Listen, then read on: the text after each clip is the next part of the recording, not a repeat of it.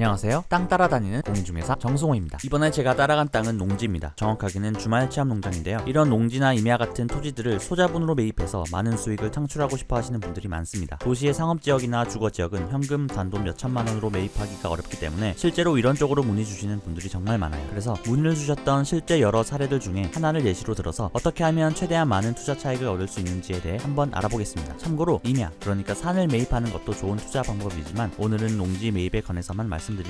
창원 내포리에 농지를 매입한 A씨가 있습니다. 이분은 수익을 얻고자 여기 이 토지를 저렴한 가격으로 매입했는데요. 약 335평인 이 땅을 1억 6천, 즉 평당 약 50만 원으로 매입했습니다. 현재 이 토지는 평당 약 100만 원 정도 하니까 좋은 가격에 매수했다고 볼 수 있어요. A의 순수 투입 자본은 약 4천만 원 정도고 나머지는 대출금입니다. 매입하고 현재까지 10개월 정도밖에 안 되는 시점이어서 다시 매도하려면 몇 년 정도는 지나야 하기 때문에 당분간 관리가 필요합니다. 그래서 아직은 수익이 나지 않은 상태죠. 운영하기에 따라 다르지만 최소한으로만 잡아도 평당 150만 원까지는 갈 것으로 보입니다. 실제로 평당 150만 원이 되었다고 단순하게 가정해볼까요? 평당 100만 원 차이니까 100만 원에 335를 곱하면 3억 3,500만 원이므로 매입가 1억 6천만 원 기준으로 차익이 1억 7,500만 원이 되겠네요. 이건 단순 가정이기 때문에 여러 가지 상황을 미리 따져보지 않으면 평당 가격이 오른다고 해서 무조건 이 수익을 낼 수 있는 것이 아니기도 하고 매수자 A는 2억 이상의 수익을 원하기 때문에 조금 더 디테일한 전략이 필요합니다. 그럼 지금부터 농지를 어떻게 매입할 수 있었는지, 그리고 어떻게 관리를 해야 하고 어떻게 운영을 해야 실제 희망하는 수익을 낼 수 있었는지에 대해 알아보도록 하겠습니다. 우선 농지를 매입할 수 있어야겠죠. 이 토지는 계획관리 지역에 있는 답입니다. 답은 논이죠. 답이나 전 등의 농지를 소유하고자 하는 사람은 농사를 짓는 사람만이 소유할 수 있도록 법으로 제한하고 있습니다. 따라서 직선거리 30km 이내 거주하면서 실제로 농사를 지을 수 있어야 합니다. 그런데 이 땅을 매입한 A는 농부가 아닙니다. 심지어 창원과 거리가 먼 부산에 거주하기 때문에 현실적으로 농사를 지을 수 있는 상황도 아니죠. 그래서 사실은 이 땅을 매입해서도 안 되고 소유할 수도 없습니다. 하지만 주말 체험 농장으로는 소유가 가능합니다. 단 주말 체험 농장은 한 세대당 1000제곱미터, 즉 300평 이하만 소유가 가능합니다. 그런데 이 땅은 335평이죠. 제한 크기를 초과하기 때문에 농지 취득 자격이 되지 않습니다. 그렇다면 A는 어떻게 소유하게 된 걸까요? 소유자를 한 명 더 추가하면 됩니다. 그렇게 되면 지분이 2분의 1이 되니까 실제 소유 면적은 300평의 반이 되어서 소유가 가능해지죠. 하지만 앞서 한 세대당이라 함은 같은 세대를 구성하는 사람의 지분은 인정이 되지 않습니다. 따라서 같은 세대를 구성하지 않는 사람이어야 합니다. 만약 가족이라 하더라도 세대를 따로 구성하고 있다면 공동소유가 가능하겠죠. 자, 이제 이 방법으로 농지 취득이 가능해졌습니다. 매입을 했으니 매도하기 전까지 관리와 운영을 해야겠죠. 주말 농장답게 이제는 가끔씩 와서 농사를 짓든 나무를 심든 간단한 농작물을 심든 뭐든 해야 합니다. 어쨌든 농지이기 때문에 농사를 하지 않고 그냥 내버려두면 소유할 수 없도록 제재가 들어오거나 벌금을 물어야 하는 등의 불이익이 생길 수 있죠. 이렇게 농장으로 잘 운영만 해주면 언젠가 누군가에게 팔면 됩니다. 양도 차익이 있으면 정상적인 양도세를 내고 수익을 얻으면 될 것이고요. 그런데 말입니다.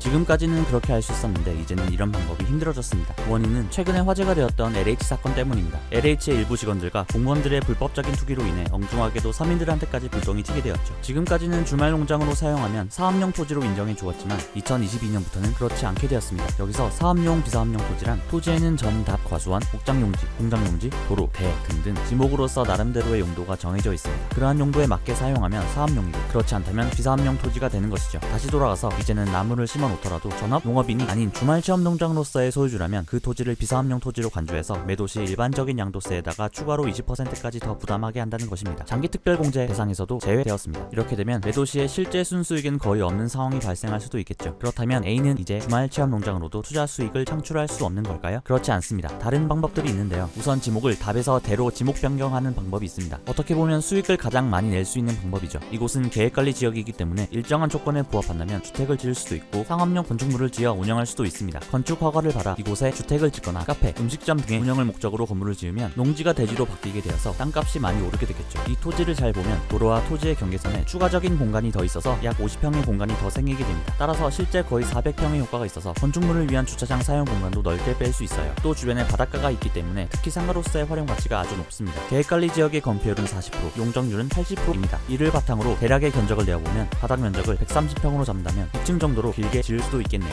다만 건축을 하려면 농지를 다른 용도로 전환하기 위한 비용, 즉 농지 전용 비용이 추가적으로 듭니다. 개별 공시지가의 30%를 부담해야 하는데요. 공시가격 곱하기 30% 곱하기 면적하면 약 9천만 원이 나옵니다. 여기에 건축비까지 생각하여 예산을 잡으면 되겠습니다. 이렇게 대지로 지목이 변경되면 지가도 최소 150만 원 이상을 호가할 것이고 시간의 경과와 주변 상황에 따라 평당 200만 원 이상까지도 충분히 오를 수 있습니다. 대지로 사용하기 때문에 비사업용 토지에 대한 걱정도 하지 않아도 되죠. 매도 가격이 약 7억 정도가 되면 실제 들어간 비용을 감안해도 최소 4억 정도의 수익을 낼 수 있는데요. 있는데요. 하지만 보시다시피 이 방법에도 단점이 있습니다. 최초 자본 4천만원으로 투자하여 수익을 내고 싶었는데 건축에 필요한 비용들이 대략 1억에서 2억 정도가 필요하다면 추가적인 자금력이 더 많이 필요하게 되는 것이죠. 부담이 클 수밖에 없습니다. 현재 자금이 부족해서 추가 대출이 필요해지거나 투자자가 나타나지 않는다면 당장 어려울 수도 있겠죠. 그래서 자금이 비교적 덜 필요한 다른 방법도 있습니다. 사업용 토지로 인정받을 수 있는 또 다른 방법은 가설 건축물 허가를 받는 것입니다. 가설 건축물은 농지 전용 비용이 들지 않아요. 특히 창고로 허가를 받는다면 매우 적은 비용으로 운영이 가능합니다. 그렇지만 이 또한 어느 정도 기준에 충족되지 않으면 사업용 토지로 인정을 받기가 쉽지 않은데요. 어떤 기준이 있는지 한번 살펴보도록 하죠.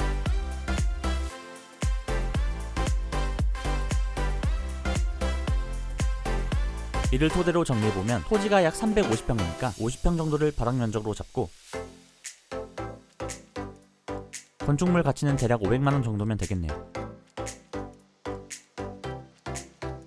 추가적으로 가설 건축물을 창고로 했다면 총 기간의 60% 이상의 기간을 실제 창고로 사용하고 있어야 사업용 토지로 인정받을 수 있습니다. 이렇게 가설 건축물로서 일시적 사용 허가를 받아 계속해서 연장 신청을 하여 보유 기간 중 최소 사용 기간만 충족한다면 저렴한 비용으로 관리가 가능하고 많은 수익 창출도 기대할 수 있겠죠. 특히 오늘 예시로 들고 있는 네포리 토지는 많은 잠재적 가치가 있기에 운영만 잘 한다면 투자 수익을 얻기에는 아주 좋은 조건입니다. 보여드린 김에 간단하게 분석을 하며 마무리 짓겠습니다. 최근에 국도 5호선이 구서면 네포리로도 개통이 되면서 접근성이 좋아지긴 했지만 이 토지 앞에 2차선 도로를 지나는 차량들이 새로 개통된 4차선의 도로로 옮기게 되어 오히려 차량 통행이 줄어드는 역효과가 생기기도 했습니다. 그래도 전부라는 못하지만 여기를 지나치는 차량은 평일 기준으로 30초에 한 대 이상은 지나가고 있어서 토지 개발의 가능성을 열어두고 있는 지역입니다. 또한 언제가 될지는 모르겠지만 만약 거제도를 연결하는 다리가 생기게 된다면 그야말로 대박이 나는 것이죠. 땅 모양은 길쭉한 형태로 되어 있습니다. 2차선 도로를 100m 이상 접하고 혹은 10m 내지 15m의 길고 좁은 모양을 하고 있죠. 이런 특징을 살려 마치 기차처럼 길쭉한 건축물을 짓는 등 다양한 연구도 해볼 수 있습니다.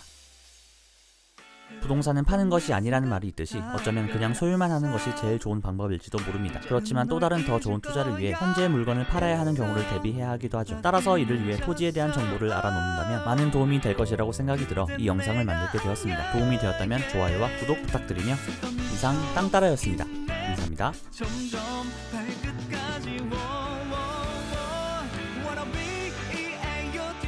느껴지는 비로 답답한